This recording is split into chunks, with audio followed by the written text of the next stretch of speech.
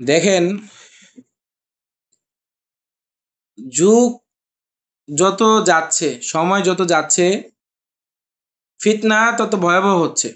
শিরকের ফিতনা, ইহুদিবাদের ফিতনা, ধর্মীয় ফিতনা, বিভিন্ন আকীদা মানহাজ, ভ্রষ্ট আকীদা মানহাজের ফিতনা জটিল হচ্ছে।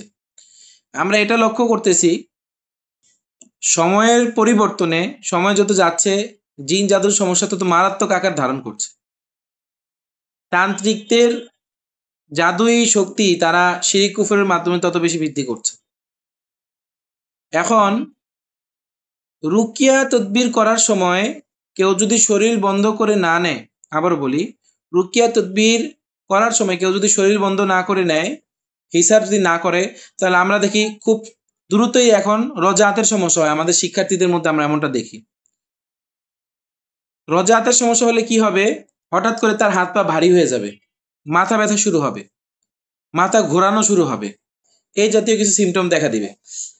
এমন কি কেউ যদি শরীর বন্ধ না করে তাবিজও লেখে, কোরআনের আয়াতও লেখে, তাহলেও রজাতের সমস্যা হয়ে যাচ্ছে। এমন কি কলম, তাবিজ লেখার কলম, এটাও যদি কেউ হিসার করে না নেয়, যেই জায়গায় বসছে এটাও যদি হিসার করে না নেয়, তাও রজাতের সমস্যা হচ্ছে। আপনি যেই জায়গায় বসবেন সেটা হিসার করতে হবে, যেই কলম দিয়ে লিখবেন সেই কলম হিসার করতে হবে, যেই কালি দিয়ে লিখবেন সেই কালি হিসার করতে হবে, যেই ঘরে আপনি রুকিয়া করবেন হিসার করতে হবে।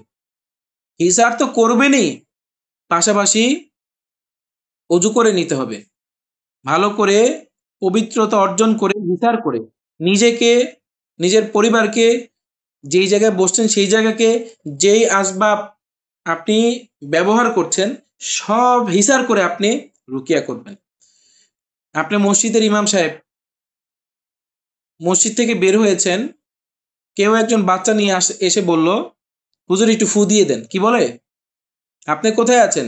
রাস্তায়, পায়ের মধ্যে আপনার জুতা, নাপাকিও তো থাকতে পারে।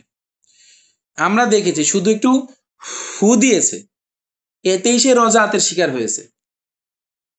যত্র তত্র যেখানে সেখানে ঝাড়ফুঁক করা যাবে না, এই কথাটা মনে রাখেন।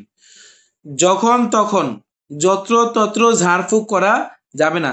হতে পারে সেটা পানিতে দম দেওয়া, যখন তখন করা যাবে না, যেখানে সেখানে করা যাবে না। কি করতে হবে? অজু অবস্থায় নির্ধারিত জায়গায় পাক পবিত্র কাপড় পরে পাক পবিত্র জায়গায় নিজের শরীর আগে বন্ধ করবেন।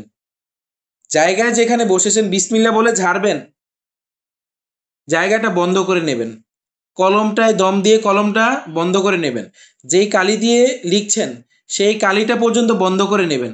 ঘর বন্ধ, জায়গা বন্ধ, আসবাব বন্ধ, শরীর বন্ধ, পরিবারের সবকিছু বন্ধ।